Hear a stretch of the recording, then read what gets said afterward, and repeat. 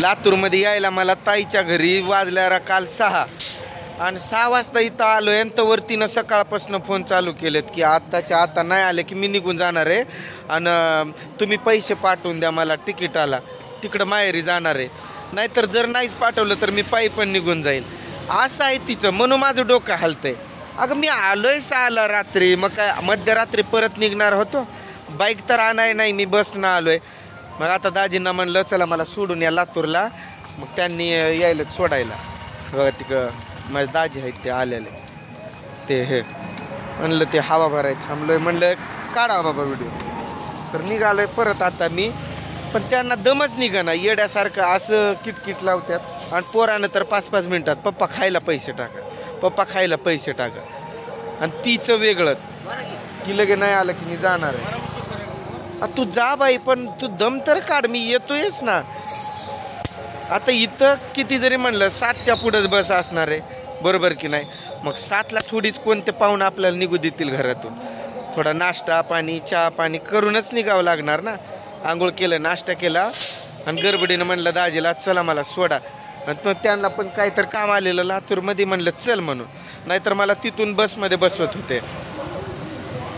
तो जावय आमचा रुसला, म्हणायला लागला काय मामा आले तर येऊन उपयोगच काय म्हणे की तुम्ही एका रात्रीतच परत पळायलाय. रात्री आलोय, जेवलोय, झोपलोय आणि सकाळी उठून निघालोय. कुठं वेळ द्यायला भेटला नाही ना काय नाही. तरी पण तिचं असं की पटकन या, नाही तर मी जाते का हवेत उडून जाऊ. पुन्हा तुम्ही म्हणताय तिच्यावर चिडू नको. दाग चिडणार नाही तर काय करणार आहे, राग येणारच ना. हे काय भाऊजी आहेत. मग माझं डोकं हलतंय. बाबा दम काढ ना.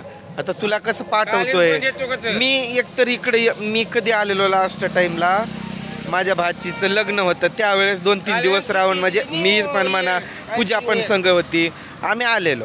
आणि मग त्याच्यानंतर यांची आई गेल्या वर्षी एक्सपायर झाली, तेव्हा एकदा आलेलो. मग एकच दिवसासाठी एक्सपायरी झाली त्या दिवशी. मग त्यावरती असं पाहुणा बनून आलोच नव्हतं ना. आता आलो तर त्यांची मीटिंग की आम्ही जातो घर सोडून. त्यामुळे निघालो बाबा परत त्या हवा भरायला. त्यांना सांगायचं दाजी यांनी स्वतःच तो पाईप आणलाय आणि हवा भरायला लागले. ती म्हणती मला पण न्यायचं होतं संघ, मी एकटी नाही राहू तिथं. काय घर आहे शेवटी आपलं, ते काय होतंय बरं एकटी राहायला ना नाहीला. काय असं काय कोण खाणार आहे का आपल्याच घरात.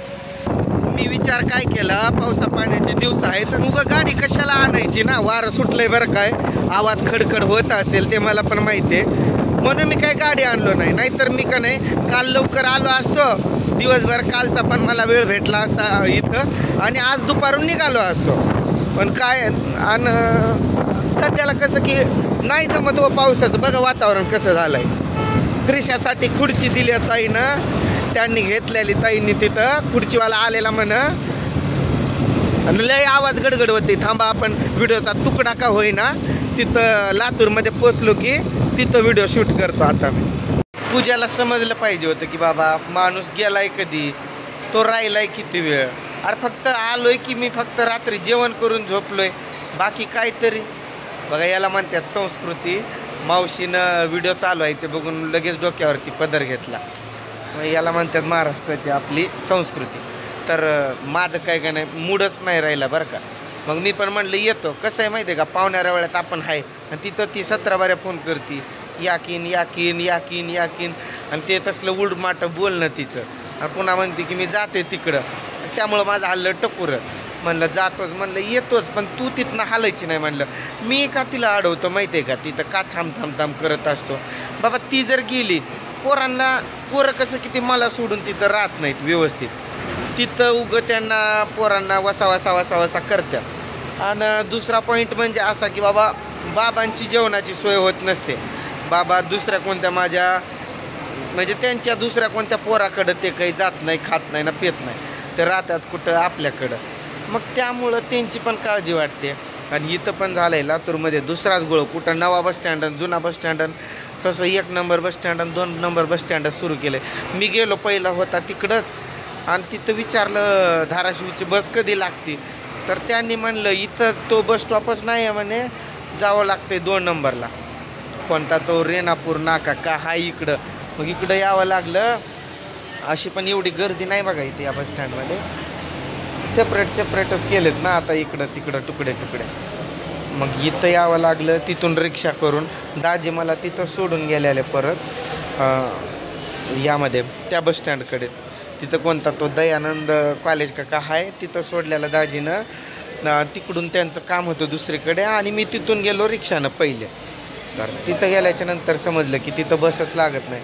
तिथून परत यावं लागलं आता इकडं. आता येतोयच मग पूजा व्हिडिओ बघ माझा हा. कुठं बघणार आहे तिचा मोबाईलच खराब झाला आहे. तिला सांगितलं येतोय म्हणून. तुम्ही म्हणताय ना तू तिच्यावर का रागवतो का चिडतो. ती अशी करते म्हणून मी रागवतो आणि चिडतो. तिला एवढा दम निघाला नाही. मी पावणेरा वेळात आलो आहे बाबा एवढ्या वर्षानंतर 2-1 वर्षानंतर आज आलो आहे. मला एक रात्र सुखानं तिनं राहू दिलं नाही. धमक्याच द्यायला लागली धमक्याच. बस कधी लागते काय माहिती. तिकडं आधीच तर पळायला लागली. तर हे बघा त्रिशासाठी ताईनं खुर्ची पाठवली. त्यांनी घेतलेली तिथं 15-20 दिवस झाले वाटतं त्यांनी घेऊन ठेवलेली. आणि त्या दिवशी आलती ताई तिकडं श्रमकुंडीत नाही का आलेली त्या दिवशी. तो कोंड होता त्या भेटला बघा त्या दिवशी. पर त्यांनी विसरून आलेल्या खुर्चीला. मग आत्ता त्यांनी आणलेलं सॉरी म्हणजे माझ्याजवळ दिलं.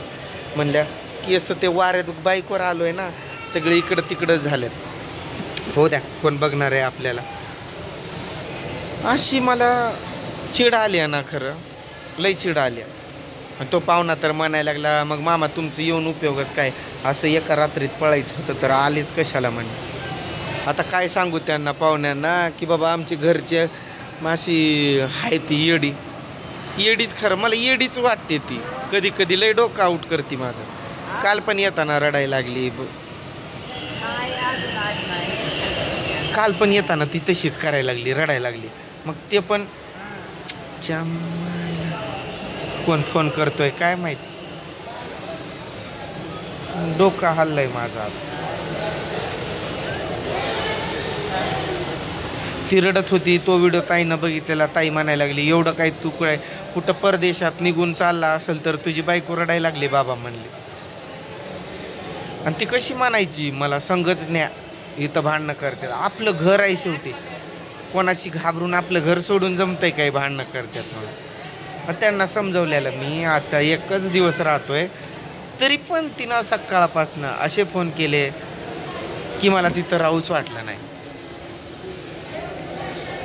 बाबा काय गर्दी नाही ना काहीच नाही. तर कोणती बस कुठं लागते काहीच कळना.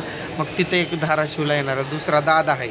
माझं लक्ष त्याच्यावरती. तो ज्या बसमध्ये चढल त्यामध्ये चढायचा म्हणून मी बिनधास्त बसलो इकडं येऊन. पण लक्ष आहे त्याच्याकडं. तो चढला की मी पळत जाणार. पायाला लागलंय माझ्या थोडंसं आणि लय दुखायलंय बाबा तो पाय माझा. त्यामुळं जुनाच आहे म्हण हा बस स्टँड. पण हा बंद पडला होता म्हण. पुन्हा तिकडं आता त्याचं काम सुरू केल्यानंतर इकडं ट्रान्सफर केल्या म्हण. मला तर वाटत नाही बाबा हा जुना असेल म्हणून. चकाचकच दिसतोय पण नवीन पण आहे असं वाटत नाही.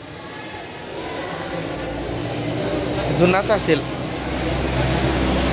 पण कुठं सुद्धा फोडतोड नाही ना काही नाही. पण सगळं चांगलंच आहे स्वच्छ.